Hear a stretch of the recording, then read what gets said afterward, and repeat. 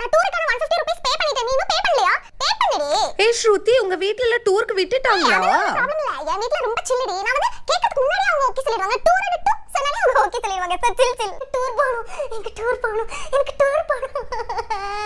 நான் போணுமா? நான் போய் ஆகணுமா? எனக்கு என்ன ஆனாலும் போணுமா? மிஸ் சொல்லிட்டாங்க இந்த டூருக்கு வந்தாதான் எக்ஸ்ட்ரா மார்க்ஸ் அப்படினு. ஒரு மாசத்துக்கு நான் இதுக்கு லைஃப்ல எதுவும் கேட்க மாட்டேமா. இந்த ஒரு டூருக்கு மட்டும் நான் ஆம்ச்சு விடுங்கமா. எனக்கு டூர் போணுமா? எனக்கு டூர் போய் எனக்கு டூர் போணும்.